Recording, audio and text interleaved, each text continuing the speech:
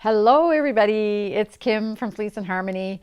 Welcome to episode 80 of the Fleece and Harmony Knitting Podcast. We call it a knitting podcast, but there's going to be a farm update for sure and lots of other things that we're going to talk about today.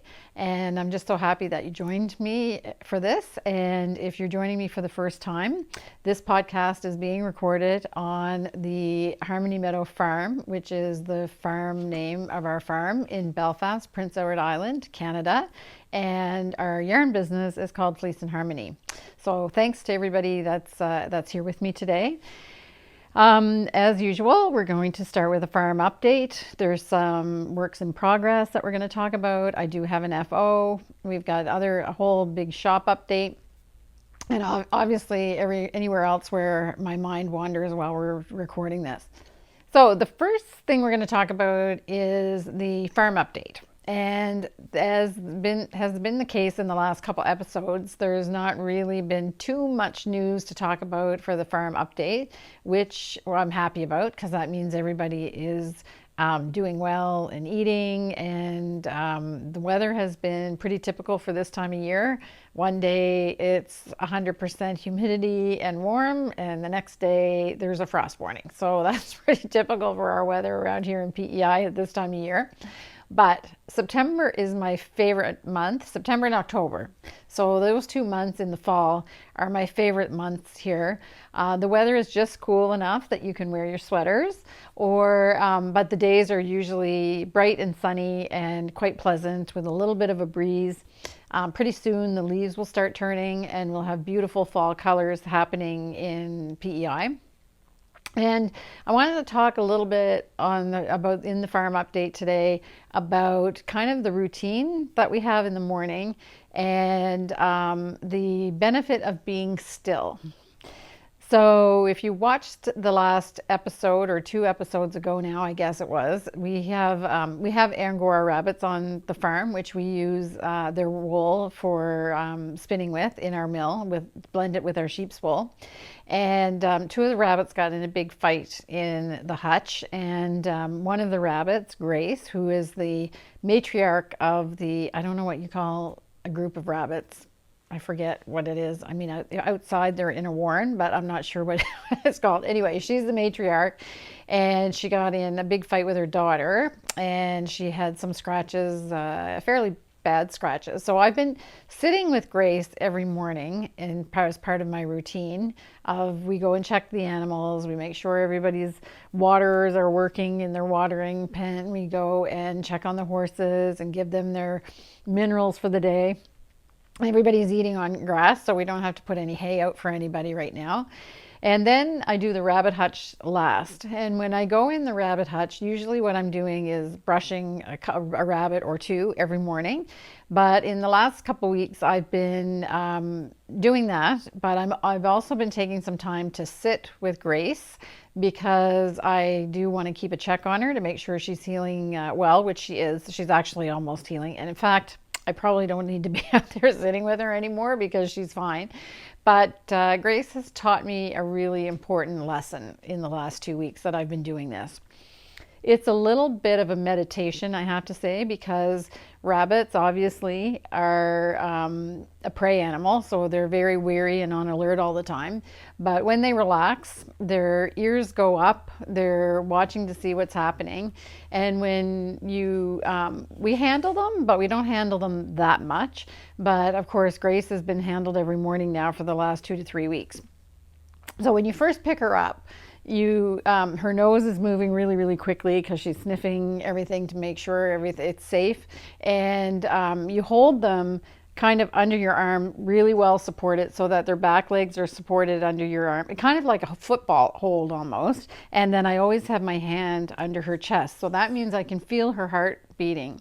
And when you first pick her up, her heart is beating fairly quickly. So what I've been trying to do is kind of a practice where I start to breathe very slowly and kind of meditatively, I would say, and breathing through my nose and then slowly releasing it. And what I've been noticing is that you can actually feel her relax, and you can feel her heart slow down, And the more relaxed I become, the more relaxed she becomes. And I just was thinking about that this morning and how valuable that is, what a gift that is to be able to just sit for, it's 10 minutes max every morning and just do a little bit of meditation with Grace in the morning. And I don't really think about anything. I just empty my mind, and really what I'm concentrating on is just slowing my breath and breathing. And it's so amazing when you can feel her heart rate go down. And by the time I've done that for about 10 minutes, we're almost like we're in sync. So today I'm thankful for Grace because she has taught me the beauty of being still. And I think that that's an important lesson. It's been obviously crazy in the world. We're in wave number whatever. And it's just been, that's a gift every morning to me to be able to sit there and just be still and breathe and be in touch with another living organism, another living animal, and feel that harmony. So I wish that for you for the next 2 weeks, and we'll check back with you in 2 weeks' time and see if you've been able to practice that and be able to feel that peace and stillness that starts your day off right. So now that we're going to get into the regular part of the podcast, I just want to remind everybody, I talked about this a couple episodes ago, is that I've now been putting chapters in the description below the video. So you can go there and look to see exactly what time all of the different segments start. So if there's a segment that you're not interested in, that's fine, but you can skip to the next segment, and you have the chapters are all written there in the description. And also, if you're watching on a computer, you can scroll down to the bottom and you can see how the video is divided up into the chapters, so you can skip around or find what you want to see. I'm going to talk a little bit about the video description because I spend quite a lot of time trying to be as detailed as possible there. And I get lots of questions from people about, what sweater did I have on this showing in the background? What yarn is showing in, over my shoulder and that kind of thing.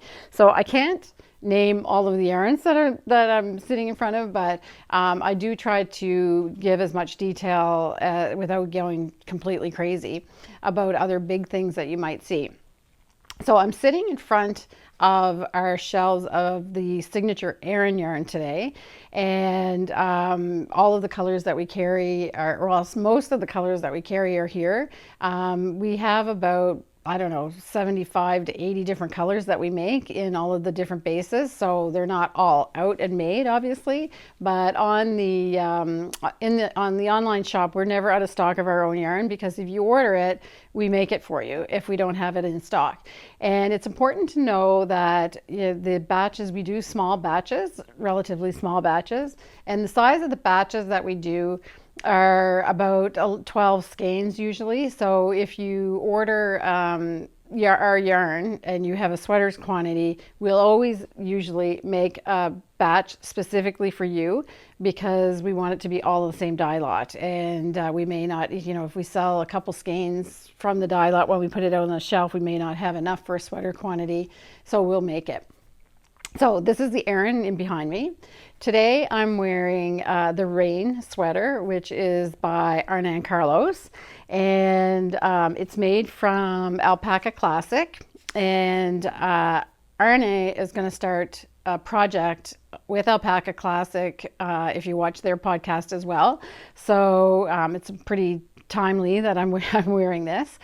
We do have kits, the yarn quantities on our website in kits for the Rain, and it's made from Snowflake and Eclipse in Alpaca Classic, so you can check that out on the website. And the Rain pattern can be bought on Ravelry separately, or you can buy it in their book, which was the book that they launched last winter called New Nordic Unisex, and it's right in here. So you sell this book as well. The pattern's not included with the kit, but there's multiple ways you can get it. As I said, in Ravelry, you can buy the book and have the in the book, and you can also buy it directly from Arna and Carlos on their website. So that's the sweater that I'm wearing. That detail will be in the description as well down below. And I just wanted to mention the mittens that are over my left hand shoulder. Those are just basically a sample to show how our Aran yarn knits up. There's no pattern because it was just made up by Janet, who works here with us. So I'm sure somebody's going to ask me about it. And the color is rhubarb with A Night Without Stars is the little detail that's on the cuff. And everything else that's knitted behind me are just swatches that we made just to show how the different variegated yarns perform. And Sheldon is over my right shoulder, and that's crocheted out of Signature Aran as well. And that's a free pattern on Ravelry. And I will put down the name in the description as well for that. I'll probably put a title here too, because it is a free pattern, and it's crochet. So I think that covers just about everything you can see here. So I will go on to talk about my works in progress. I am about to start knitting again on Paisley, but I'm not showing it because I've just pulled it out of the project bag. So thinking about it. But I am going to talk about Evendoon. So I'm just going to grab my Evendoon. And this, by the way, is a project bag that we sell. That has the Sweet James Bond on front of it, and you can buy those on the website. And I'm going to pull this out here. So I will take a project picture and show that at some point here. And I have a couple things that I want to talk about. So I'm just on a blue stripe, so we'll just put the blue yarn over there. All right, so I'm getting there, almost done. So I will take a shot of it on, so people seem to like to see the progress when the sweater is on. So I just have one more repeat to do of the stripes on the sleeves, so I'm just about there, and then I have to decide what color I'm going to make the neck, and I will explain why I have to decide that in just a second. So this is the Evendoon, and for those that haven't watched before, this is a Kate Davies pattern out of her 10 Years in the Making book. Since that's a book that celebrates 10 years of design, it was published previously, I believe, but I'm not sure how it was published, if it was separate or in another book. But this is just a great project. Raglan shaping, top down. The construction, she starts off with just a few stitches and then builds on that with the shaping, and it's stockinette the whole way. Surprisingly fun to knit though, because you have the stripes developing as you go. And I'm just going to show a couple little tips and tricks while I was doing this. I mean, it's pretty straightforward. Kate's patterns are impeccably written, so there's no need to worry about mistakes or anything in the patterns, but and she has a really good detail at the end of the book about different techniques that she uses. So I'm going to take a close-up picture of my left sleeve, and the reason I'm going to show this, I think I'll just keep it on the side while I talk about it, is that you do, pretty typical knit two together and slip knit on either side of your stitch marker on the sleeve. And I will hold it up, but I'll show a closer up picture. And you have the knit two together. You start the round with a knit two together. Gives you a right leaning decrease going down the sleeve, and that usually comes out like pretty neat. It's almost imperceptible, especially sorry, I just have a piece of hair that's falling. It's pretty almost imperceptible on the knitting, especially once it's been blocked. But the slip knit, well, the way I was doing it, so I usually do a slip knit by slipping the two stitches purlwise, over to from the left hand needle to the right hand needle, and then executing the knit stitch through those 2 stitches as a decrease. And I usually do slip the stitches, 2 stitches in the same direction. And I was getting, this is not blocked yet, so it's going to be even more obvious, but I was getting this obvious little bump there where the slip knit is, and you're probably looking at a picture that's a little bit closer up. So I got smart almost down to the bottom of the sleeve, like right at this point right here, and decided to change the way that I did my slip knit because I wanted it to be even neater. So what I did was I slipped the first stitch of the 2 stitches that you slipped. I slipped the first one knitwise, which created a little bit of a twist, and I slipped the second one in purlwise, and then I knit the 2 together, and that had tightened up the stitch on the slip knit so that I don't have the same kind of obvious looser stitch that's there. It's not been blocked yet. Soon I will be able to block it because I just have this 1 repeat left to do, and then you'll be able to see a better result of that. So that's just a little tip for the slip knit. So if your slip knit doesn't look quite as neat and tidy as your knit 2 together, you can always just do a little twist like that on the first stitch of the slip knit. The other thing I wanted to talk about is a cliffhanger for knitters, because as you see, I'm almost done my sweater. I've only used 1 ball each of or 1 hank each of the colors for this sweater so far. And I've got 1 repeat left to do on this sleeve, and I have the neck edge to do. So I have this much blue left, so there's absolutely not going to be a problem finishing it within 1 ball. I have about the same amount left of the gold, so I had actually decided to use the gold for the bottom of the sleeves. The red has been used for the bottom of the sweater because that's the next stripe color that you need to use. And but I had wanted to use the red as well on the neck. However, I have 1 repeat left in stripes, and I wanted to use it's actually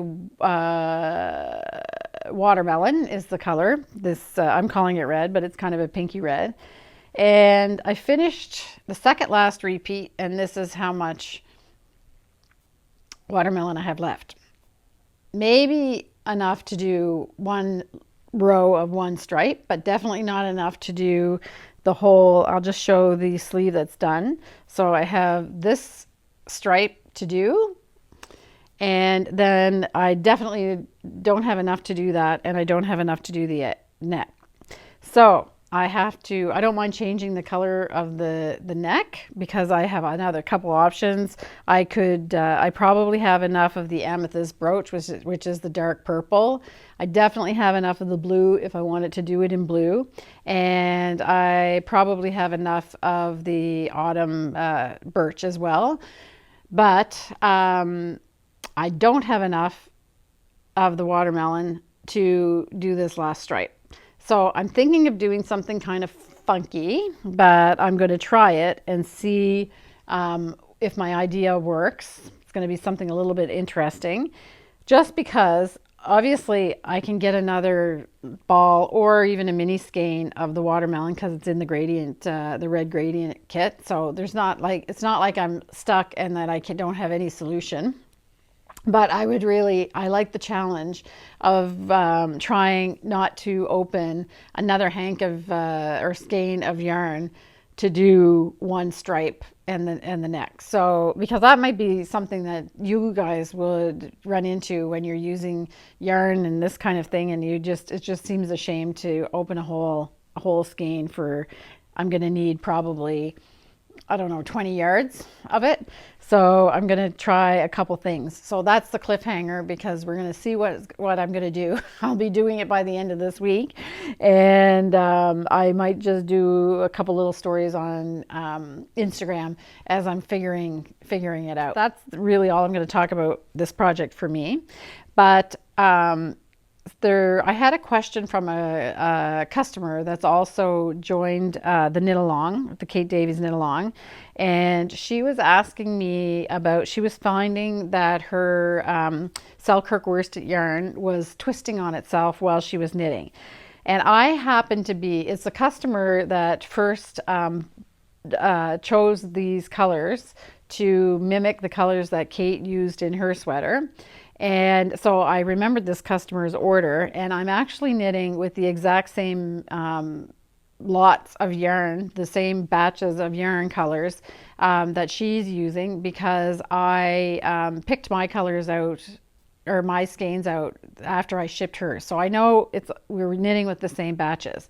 And as you can see, my yarn is not twisting up on itself, like there's no problem. But she felt that she didn't feel it. She was experiencing that her yarn was twisting on itself as she knitted. And when she wrote to me, she said, as I'm pulling it off the cake.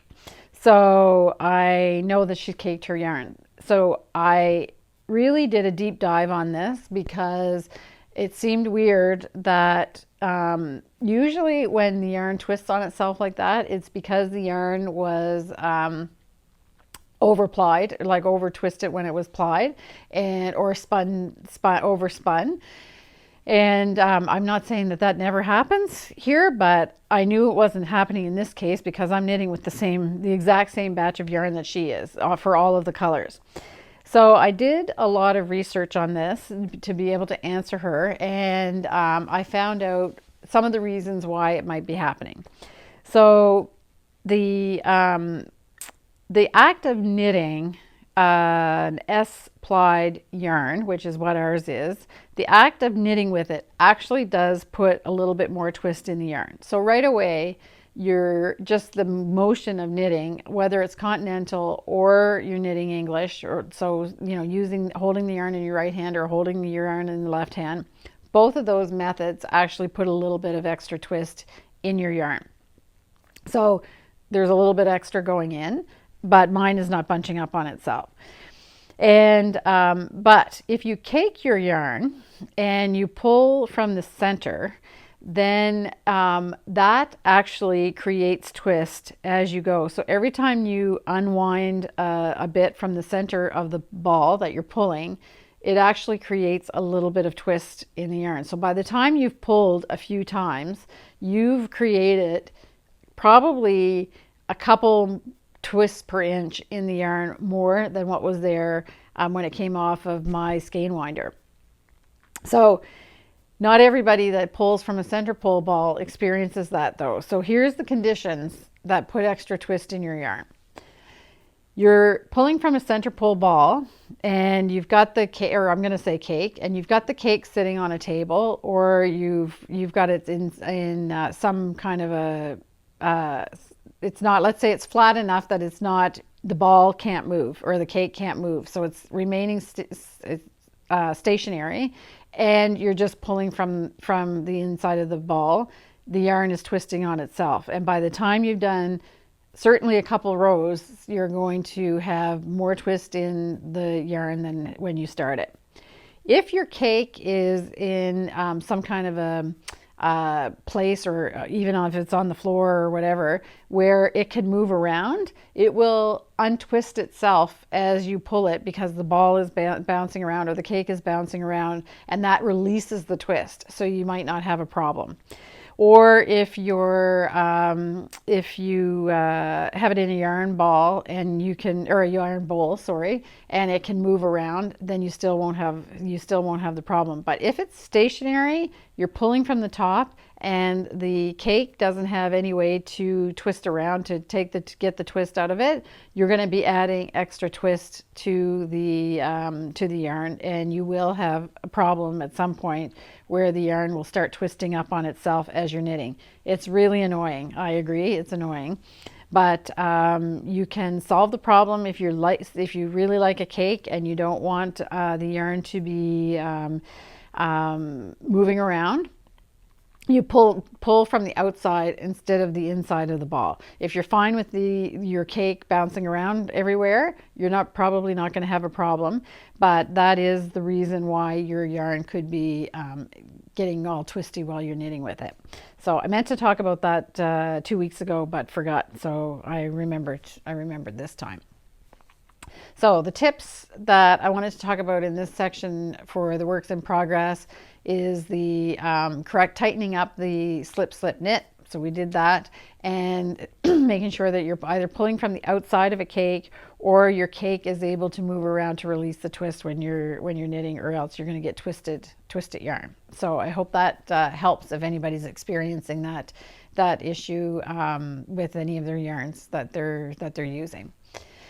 An FO has been shipped to me by the lovely Nicole Lafontaine. She has knit another shawl and sent it to me.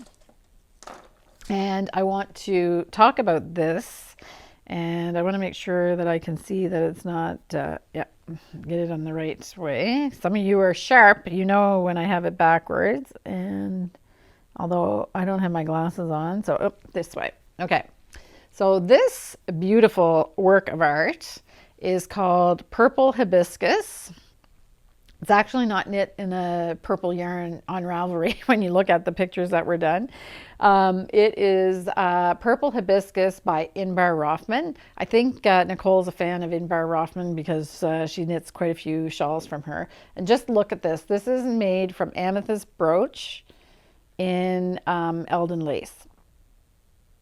It's just stunning, and the blocking is a work of art. Like, look at those points on that shawl.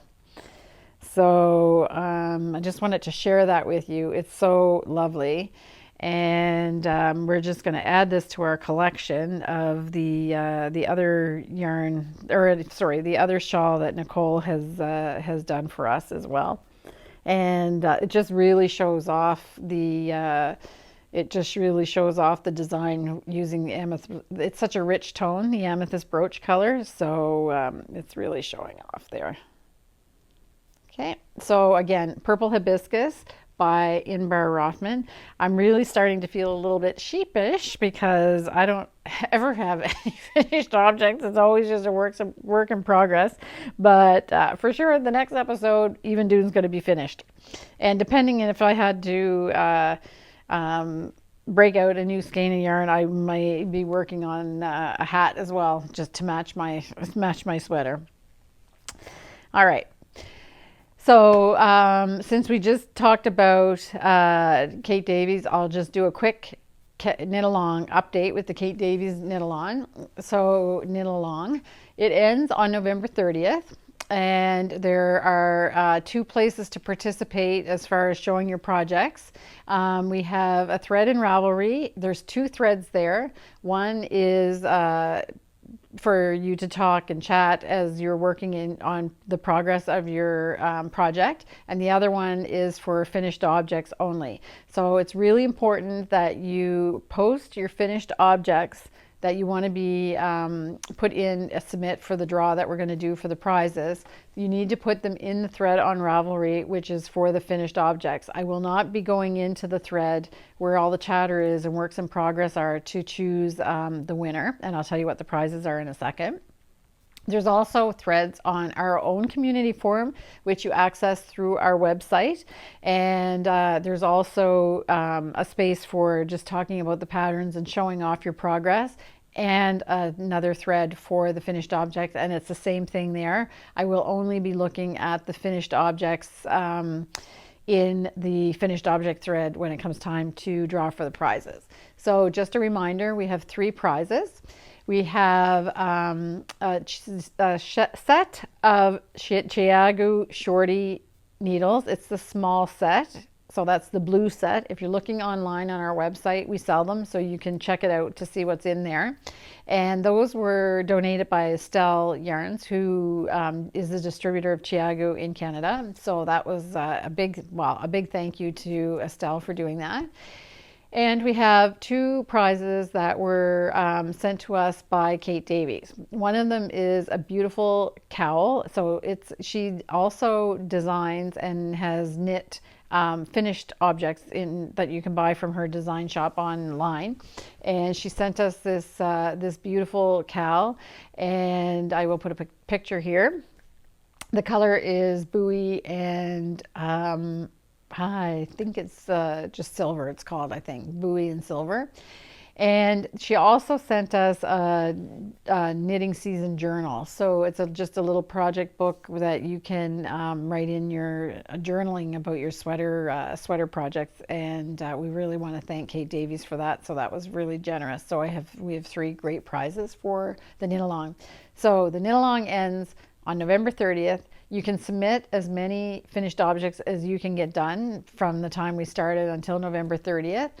And you also can knit with any yarn. We don't care what yarn you knit with, but the patterns have to be a Kate Davies pattern or a pattern out of a book that Kate Davies publishes. So just for those that don't know, Milwaukee Heeds, for example, that book of hats is published by Kate Davies, but Kate Davies didn't personally write or design all of the designs in there, but will allow you to enter with designs from other designers that were published in that book by Kate Davies. So I hope that you can join us in that. There's still enough time to do enough time to do a sweater as well. Like a lot of people have done the Evendoon sweater, and they're already finished it.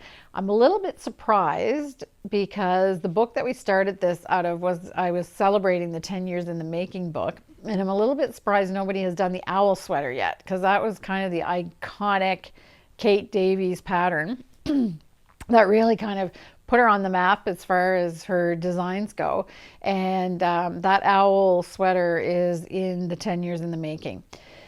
So, and she's also has her new book, Inkling, is out as well. And we restocked on those 2 books. We had sold out, but they were just out of stock for a short time. But I have reordered and received my new shipment of both of those books. And we have every book that Kate Davies has published that are knitting pattern books mostly, but we also carry Handy Woman as well, which was a book talking about her life that she wrote. So you can check that out on the website. I will say as well, as we go into the shop update, that all of the items that I'm going to talk about in the shop update, I create a link that I put down in the description, and that link will be called Collection Episode 80. And if you click on that link, then you will see all of the items that I talk about. So you can go there in one easy link, or if you just want to browse through the website, you can do that as well. But if you're looking for efficiency of finding what I'm talking about, then it's all there in that one collection. I did stop doing individual links for all of the products because you can go to that collection link and find it all there. So in the shop update, we, of course, we've been talking for 2 podcasts now about the fact that Rowan's fall collections are out. So Rowan has done a couple of collections. They've had quite a busy fall this year, and I had done a preview of Magazine 70. So Rowan is celebrating the fact that they're on issue 70 of their iconic magazine. And that's a platinum anniversary. So they're celebrating everything platinum. So that is Magazine 70. And I have it right here. I did some items in a slideshow, and I'll do another little slideshow about it. So this is the cover of the magazine. It's been out since September 1st.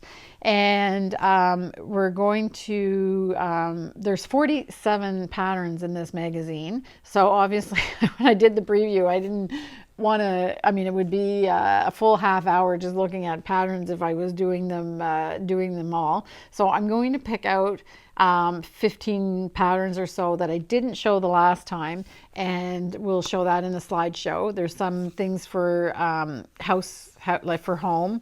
And there's also another collection called Vivid, I should say.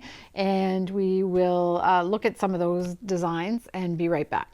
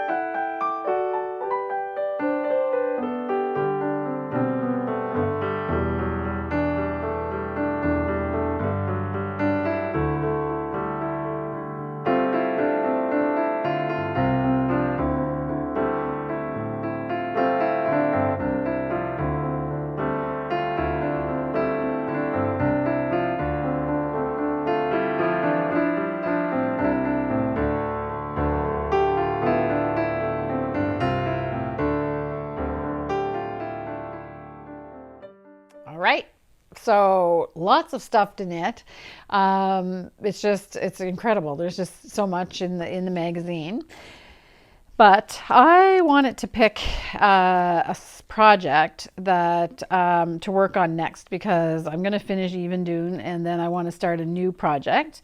And the project that I chose to work on is, I'm just getting to the picture, sorry. There's not like a huge picture of it, but I'll put a picture on the side.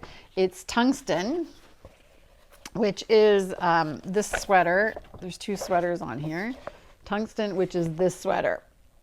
And I'll put a much bigger picture here so you can see close up. So I'm just going to explain a little bit about this pattern and about the construction. And we can and why I chose to do this one, because I'm hoping that you'll join me in knitting it as well. So first of all, it's knit from felted tweed. So felted tweed is the iconic yarn that is the most popular yarn that Rowan makes, and it's really, really nice for sweaters because it's gives a fabric that is not too heavy, so perfectly suitable for indoor wear, and it's very easy to knit with. So it comes in, I think there's 52 colors now, so it's crazy. There's colors for everybody. The other reason why I picked this pattern is that you have the argyle motif, so it's a play on a classic argyle motif. It actually uses our intarsia colorwork technique to do this argyle motif, and it's exactly the same kind of technique that I used on this rain sweater. So it's a good introduction to color work where you're changing yarns, but you don't have to keep a really complicated follow a really complicated chart. So if you're new to color work, this is a good place to start. The charts are really basic to read, so you get a good practice on starting to read charts. I know a lot of people that haven't worked with charts before sometimes are nervous about doing them, and there's nothing to be afraid of, but this is a good pattern because it is a good introduction to it. you'll know right away if you're making a mistake because the motif is very clear and symmetrical. And you don't have to change colors. Like there's, not a lot of color changes that have to be done. The only little part of it that's a little bit different is that the technique, because the technique is, or the motif is all in one place and not all the way across the sweater, is that you use intarsia technique for that, but Rowan explains how to do that in the back of the magazine as well, in their information page. All of the patterns in this magazine 70 that are celebrating the platinum edition all have a little bit of sparkle in them. So the way that they've used that metallic sparkle is they are knitting with DMC embroidery thread. So you hold the DMC embroidery thread with the felted tweed in the case of tungsten, which is the pattern that I'm talking about.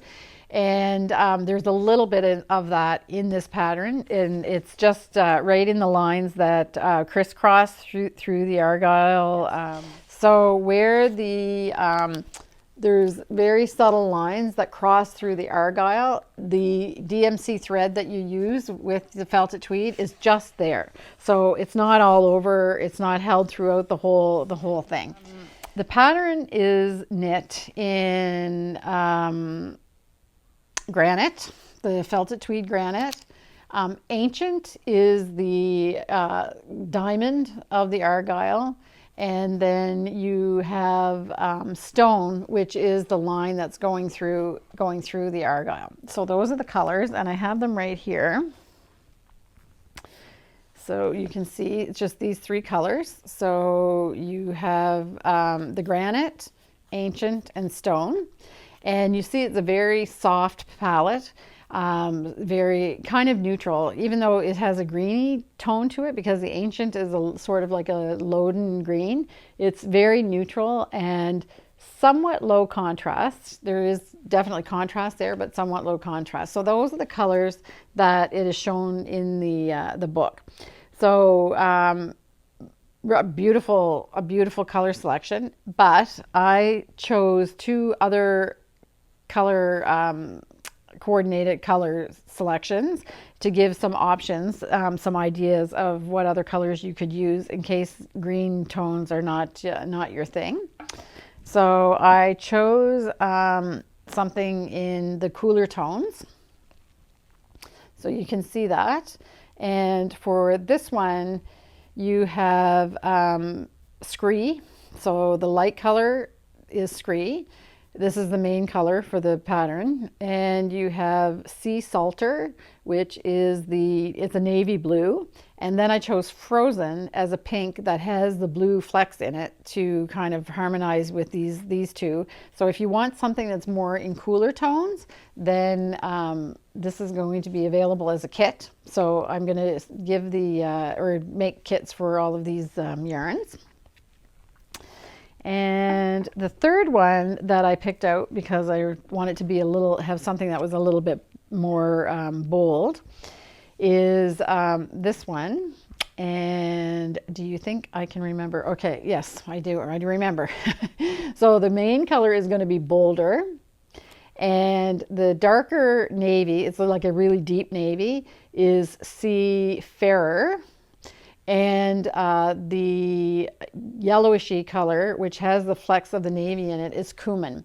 So this would be the main color of the sweater. This is going to be the diamonds, and this will be the crisscross in the motif, the cumin.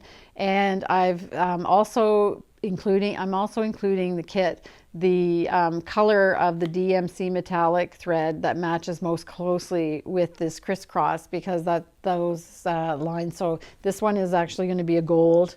There is a rose gold, which I'll put with the frozen in the blue kit.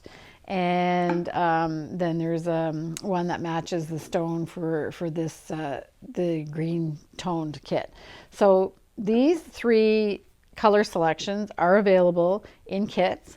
So the kit, you get all of the yarn that you need for your size. It will be divided out by sizes so that you get the right amount for whatever size you want to knit. There's all of the yarn. I'm including the magazine number 70, so where the pattern is. And for those that don't know, any patterns that are launched in one of the Rowan magazines are never available by themselves on Ravelry or in any other vehicle. That they're kind of they're saved to just to be published in the magazine itself. So there's not another way to get these patterns. So I'm including the magazine in the kit, and also the DMC thread that you need to add the metallic touch to the tungsten sweater. So those will be all up online, and I'm going to call this one the blue kit. And I'll have pictures of them so you won't get them mixed up if you're going to order them. And this one is going to be, I don't know what I'll call it, navy, I guess, and or maybe high contrast. And this is going to be the original colors. So again, you get the yarn for your size. They'll be divided up in sizes. You get the yarn for your size. You get the DMC thread to make the little sparkle in the argyle crosses, and you get the magazine. And just to remind you that this magazine is the first magazine that's been published with Rowan's new sizing. So again, all the patterns are now graded from a 28-inch bust all the way up to a 62-inch bust. So they've really broadened the range of sizes that they're using, and I will have kits available for all of those sizes. So I have no idea how quickly they're going to sell. So if I may have to reorder to, you can imagine there's quite a range of how many balls you need depending on what size. If you have a 28-inch bust or you're at a 62-inch bust, the yarn requirements are different, obviously. And so I'm not sure how quickly they'll sell out, but if they do sell out, I will put a note online. I'll leave them that they're still available, and I will order the yarn to make them. So those are the kits. Again, the pattern is tungsten out of magazine 70. So the other thing that I wanted to talk about is we have so felted tweed is the regular felted tweed that's known and loved, but Rowan has come up with a new variegated felted tweed, and it's felted tweed color. So this is I guess it's like a gradient yarn, and there's 8 colors, and we have them all available, and it's really hard to see in the ball, but I wanted to explain it's a very long repeat for this. So what you end up getting is a striping effect with these with each of these balls. So we are knitting up right now. We're just doing simple short cowls, or like dickies, like just a neck cowl, so not a loopy one. And we're using one ball, knitting in the round, and we're going to have samples that I'll be able to take pictures of and show, and I'll probably show those in our Instagram feed as we get them done. So I'm knitting some, and Janet and Jennifer Hicks are knitting them as well. So between the 3 of us, we should be able to get through 8 of them pretty quickly, because it's really hard to see how it looks like this. And I'll show a picture of the first one that was done. This was actually done by a customer of ours. That's where I got the idea to do it for the shop. And you can see from the picture that the repeat is really long. So it's not like flex, that kind of variegated. It's actually like a gradual gradient, and it creates a self-striping effect. It's just gorgeous. It's like it's hard to imagine that that's what it looks like when you're just looking at the balls. So these are now available in the shop, and there's a book of patterns that also goes with these, which is available in the shop as well. So that's felted tweed color. All right, so there's that. I want to also talk about it's September. And if you watch Arna and Carlos on their podcast, they're already talking about stuff about Christmas. So you know what's going to happen is they're going to, for sure, I would think, knit out more Christmas balls, and they're probably going to have stockings and other things for Christmas. They've already hinted that they're working on something. So last year they used alpaca soft DK for their Christmas balls in deep rose, simply white, and the green was clover, I think. I'll put that in the title as well. So we have stock of those things. We also carry their Christmas ball pattern books. So they usually launch patterns, but if you want the original Christmas balls to knit book that Arna and Carlos wrote 10 years ago, it'll be 11 years now, then we also carry those in that book in the shop. So you can check that out. They're also going to feature another project that they're going to knit, and Arna showed his in there a couple episodes ago, and she's knitting something in alpaca soft DK, which is the same yarn as the rain sweater, and he's using the color peacock. So we have that color in stock as well. So I haven't seen, I think I'm an episode or two behind, so I haven't seen if he's actually started it yet. But just for those that want to know, we do carry all of the colors in alpaca soft DK. So if you want to follow along with him, we have that available as well. It's this beautiful teal color, but there's lots of colors in alpaca alpaca classic. I hope I didn't say alpaca soft DK the whole time, but alpaca classic.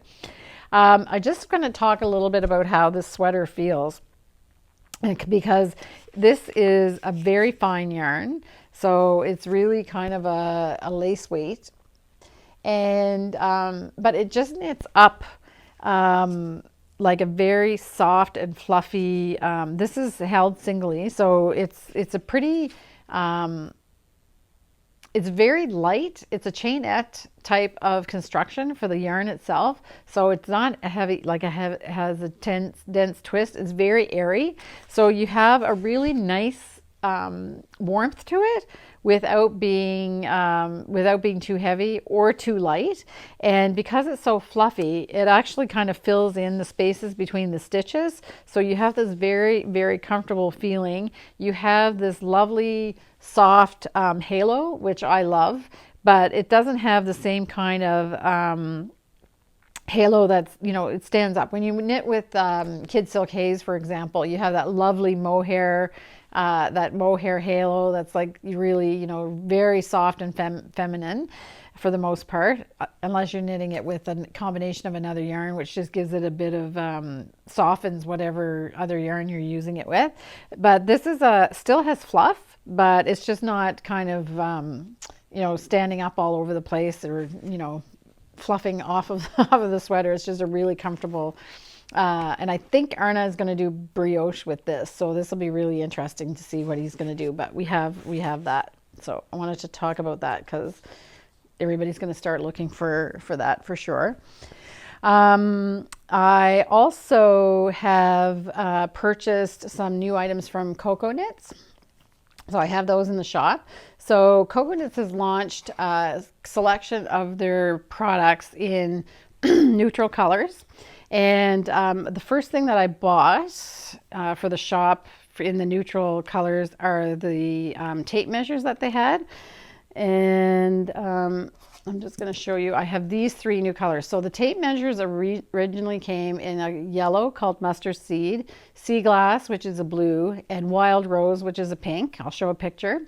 And then I've just increased the selection that we have with the gray, which is Storm. And there's like a really neutral beigey color, which is called Linen. We have that in stock. And there's this beautiful kind of reddish color, which is called Clay. And you can see that there. So we have these in stock. I haven't ordered any of the stitch markers yet in the neutral colors, but eventually I'll probably get those in. I also wanted to talk about the fact that we have restocked our jewel selection. So jewel designs, I took it out of the package, the item I wanted to show, because it drives me crazy. These packages are always so crinkly. So jewel designs is, we keep a really big selection of the things that she makes and or designs. And the shawl, the Charm Lock shawl pin, is a really popular. So it's a traditional shawl pin with a stick, like how you would, you've seen, many different examples of this. But the difference here is that they have these charms that are hanging on them. I put it up against, well, I don't know that you can really see it very well, even if it's against my, maybe this is better. But these charms come off. So this is the hummingbird, and I just pulled the hummingbird charm. So it just, you just twist it off of the, you can just twist it off of the loop that's here. And you can, you just put, it's really easy to put it on. It just goes in and around like this. Super easy. But there's a selection of, I think there's 6 different charms that you can get. There's honeybees, butterflies, there's the hummingbird, there is a dragonfly, there's a sea turtle, and there's also a tree frog. So we have all of those in stock. So if you're interested in that, and then you only need to buy the shawl pin once, but you can change the charms whatever you want. So you buy the whole kit like this with the charm and the shawl pin once, and then you can buy as many charms as you want to change the motif for the shawl pin. They're really cool. So we have those, and I've ordered them. They've been shipped. I'm just waiting for them to come in, but I do have stock. I think they're all in stock right now, but if there's anything missing, I will enter the stock, because I know for sure that they've shipped now. So that's, I told you there was a lot in the shop, so that's that. I told you that we've restocked on the 10 Years of the Making and Inkling for Kate Davies book. I've also restocked the Lina book, which is Strands of Joy. So we had this earlier, but I've just restocked on that book, which is just everything Lina does is just beautiful. So you have like a fabric binding here, and just, I don't know, it's something, the quality of the paper, even the way the paper smells is good. So this book's been out for a while and has really nice patterns in it. So we have that back in stock. And I'm running out of room on that table. And I also restocked, we haven't had this for a while, and this is the Carson Demers book, Knitting Comfortably.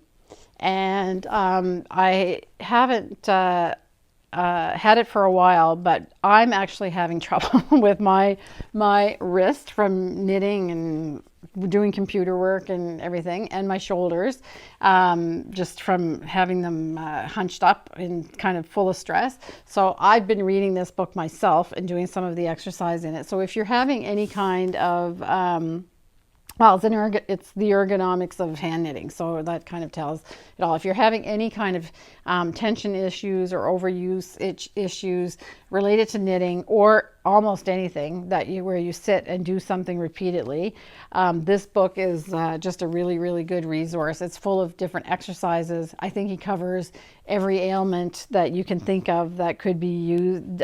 He talks about your neck, he talks about your shoulders, he talks about your hands and your wrists, and lot of the way that you sit, the whole thing. So he really covers, it's very comprehensive and great. So that book is back in stock.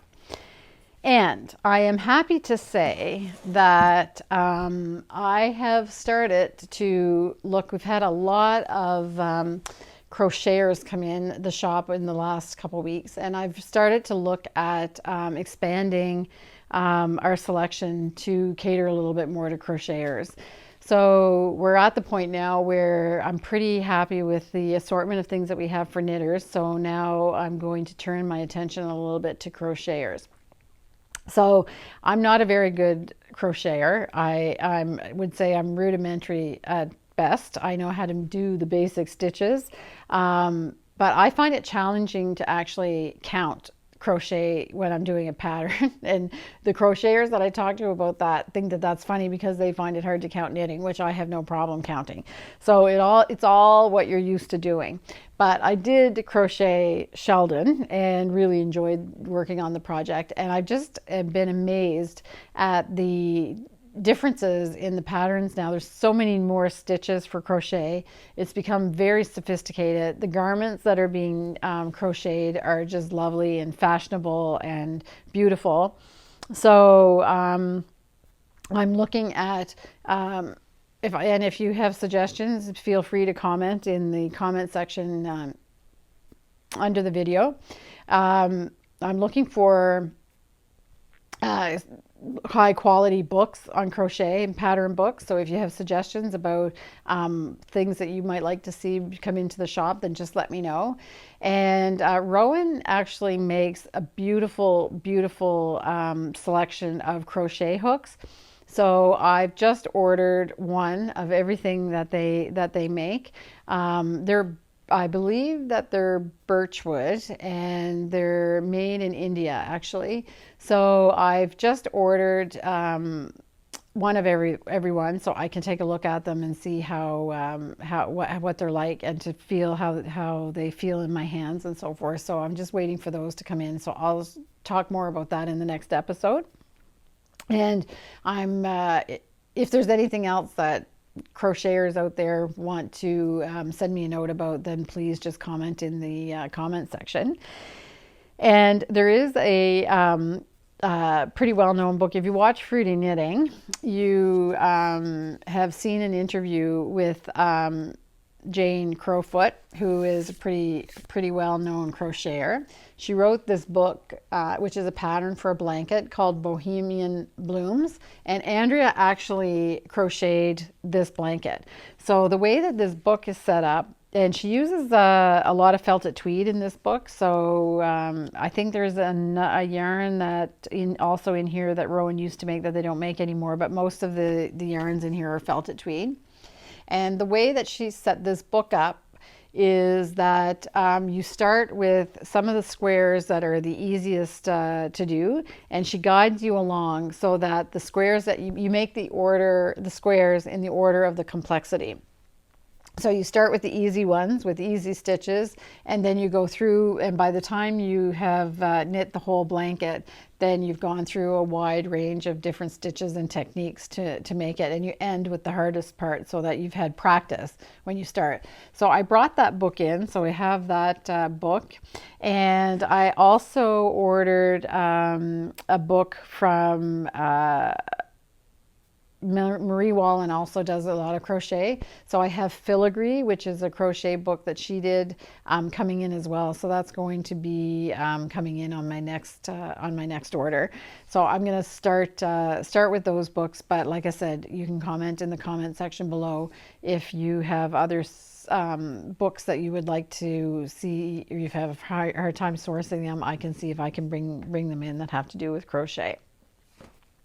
So I think that's it for the shop update.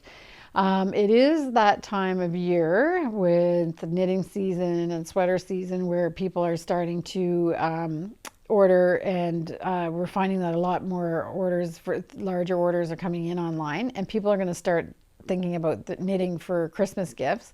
So I just want to talk about our shipping policy again, just so everybody understands how it works and nobody's disappointed. So we have on our website, there is a shipping frequently asked questions that you can go to the website and read all of this, but I'm just going to talk about the main ones. So we allow ourselves a 2-week shipping window, mostly due to the fact that if, like I alluded to earlier in the podcast, if you order a sweater quantity of yarn, we usually have to make that as a special lot to make sure that you have all of the yarn that's the same from the same batch to make your sweater. Also, we never put any of our in-house made yarns out of stock, so we leave them all in stock so that you don't have to worry. You can order any of the colors that we make, but we don't always have all the colors in stock at the moment that you order it. So we have to make it. The turnaround time to make the different colors, to dye the different colors, is pretty quick, but we do allow ourselves a 2-week window to do that, to get it out the door. Normally, orders are going out, if we have it in stock, usually they go out within 24 hours. If we don't have it in stock, the longest that I've seen lately, because we're getting pretty efficient, is about a week. But if something happens, like we don't have the yarn base even spun, it may be a little bit longer than that. So you need to be aware of that. And so that's 2 weeks to go out our door. So if you're ordering for a special occasion, then you need to kind of leave that kind of a window. If you need something desperately, then I would suggest that you place your order and then you send us an email, or you send us an email and ask us if we have it in stock. If you don't have enough leeway to take a chance that we might be at the end of our 2-week, like shipping it 2 weeks later. The free shipping in Canada has a tracking number.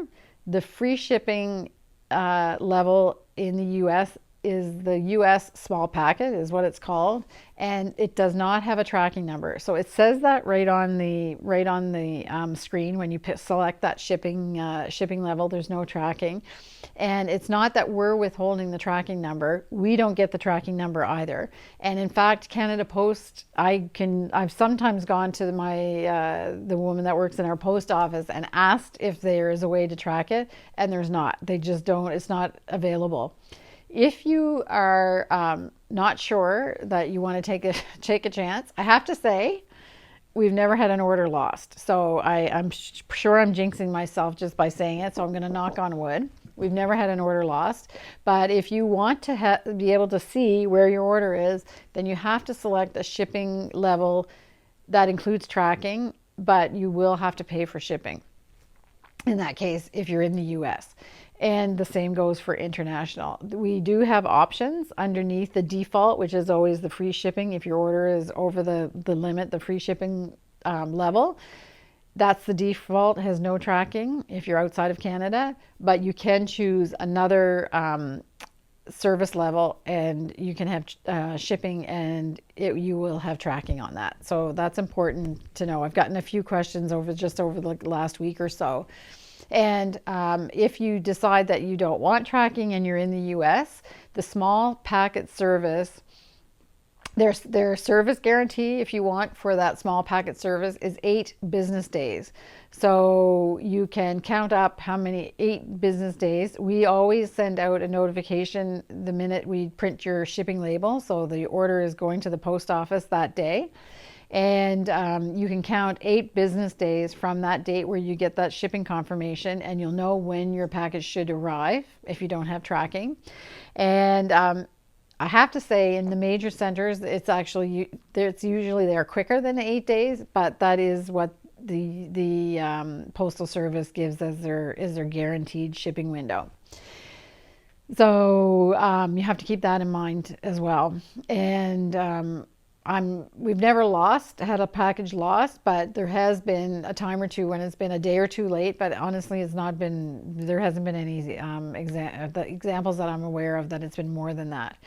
If you're somewhere isolated or not in a major center, then you may find it may take a day or two longer. But those are just kind of the parameters to think about if you have a deadline when you have to have your yarn or your product that you're ordering at a certain time.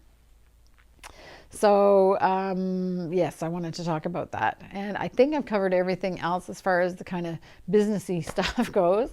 I am going to mention Woolstock East, which is happening right now while you're watching this. If you're watching it on Friday, that's in Tatamagouche, Nova Scotia. Sisterhood Fibres, Faith Drinnen, is hosting Woolstock East, which is the first fiber festival in our area, which is going to be live and in person. I'm attending today on Friday, not today, Tuesday when I'm recording this, obviously, but on Friday. And it is also going on Saturday, September 18th as well. So you can check that out if you want to see a little bit more about that. We did an interview in episode 19 with Faith from Sisterhood Fibres, and you can take a look at that if you want to go back to episode 19. And I'll be really excited to be at a really live fiber festival. I'm going to be sitting in the Sisterhood circle, so it's going to be like a knitting circle. So I'll be sitting there chatting and knitting. I'll probably be knitting felted tweed color dickies. That's probably what I'm going to be knitting. Something that I don't have to really think about too much, but can chat. And then the other big Fibre Festival news is the Prince Edward Island Fibre Festival in 2022. So the committee is back to meeting. We've started organizing, and the dates for that Fibre Festival planned right now are the 23rd, 24th, and 25th of September. And the committee hasn't met again since we decided that we were going to start planning. So I don't have any more news to share, but there is a website that's up and running. If you look up the Prince Edward Island Fibre Festival, you can sign up for the newsletter. We will be sending out communication to people that have signed up as new information comes, having to do with hotels, the tourist information, the participants and the vendors, and as we start booking the designers and workshops and everything, all of that will be sent out to everybody that signed up to the newsletter. So you might want to sign up for that now so that you're in the loop for the whole thing. So we have two more little segments to do. The next one is in the mill. So we have plied the yarn and have yarn on cones or on bobbins. So what we're going to do now is in the mill section, we're going to put the yarn on the cones, and then we're going to move the cones to the skein winder. And this is where we create the hanks of yarn that we twist, and then it's really the final step before we do the dyeing. So we're going to pop over to the mill and take a look at what's going on there this week. Hi everyone, back in the mill again. So now that we have spun and plied our yarn, we need to put it on cones. So I removed the bobbins from the plier, and this is a 3-ply sock yarn that we're doing, and I'm going to use the cone winder to put the yarn on the cone, getting ready to do the skeining right afterwards. So we're just going to set up this machine, and you'll see how the cone winder works. So we just have to thread the yarn through the machine, and we come up through all of this, and we put the yarn on the cone, put these down in place, and then we just press the green button, and here goes sock yarn.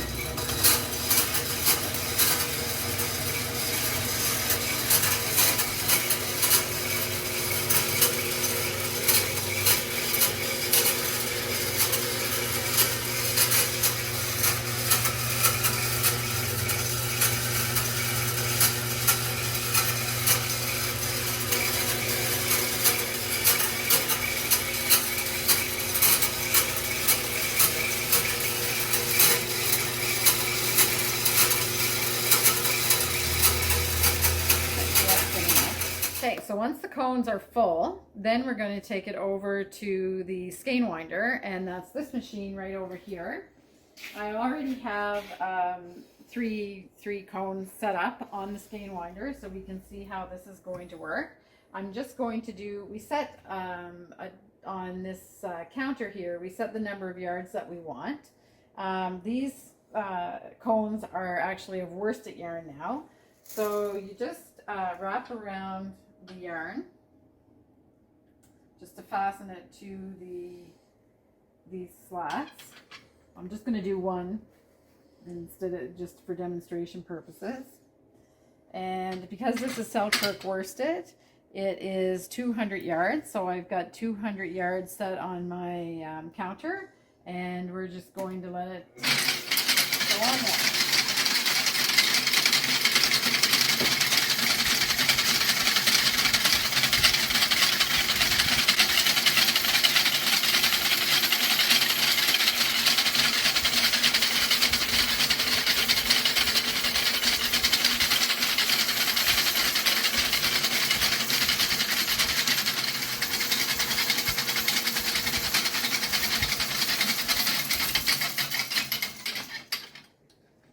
Okay, so now that it's done, because we dye all of our skeins, do all of our dyeing of the skeins by hand, I have to prepare the skein for dyeing. So I tie off the end, and you make a knot. It's important that it's a slip knot, but tight enough that it doesn't come apart. Then I find where I had attach the other one, which is right here. I'm going to untie that one. And the same thing, I'm going to make a loose loop, and it's important that the loop is loose because you want to make sure that the dye is able to get on the yarn, that you're not creating a restriction point for when you go to dye. So there we go. And you just secure it with one more loop.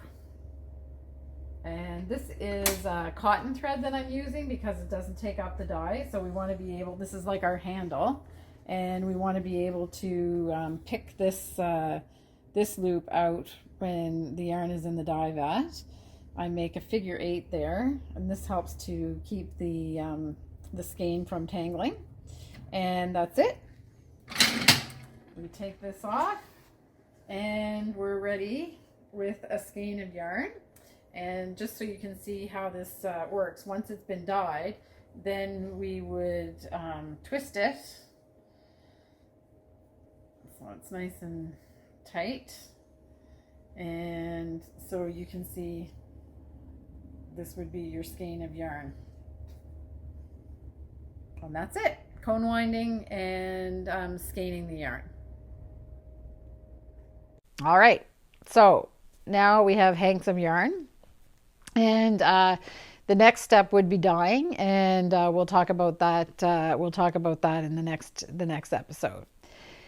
So that brings us to the final segment of the podcast, which is the harmony part. And sitting right here today on Tuesday, while I'm recording, I have two choices to talk about, to show in the harmony part, and I actually haven't decided what they're going to be. So you might have a little tour of the town that's the closest town to us, which is Montague, and they have a trail in Montague along the river, which is, we have the Confederation Trail in Prince Edward Island, which was made when they took, there's no trains on Prince Edward Island and no train tracks anymore. And when they ripped up all of the train tracks, they actually created a walking trail. I think you can use your bikes on it and that kind of thing as well. So it's a what do they call, I forget what they call it. There's the word that they're using here because we're really trying to do self-powered transport or something like that, meaning walking or biking or that kind of thing. So you can go tip to tip to the island with that because they've converted all of those rail beds into trails. So we Ken and I took a walk along one in Montague, and it might be that. Or I might choose to do a little segment that we actually recorded just this weekend on Sunday.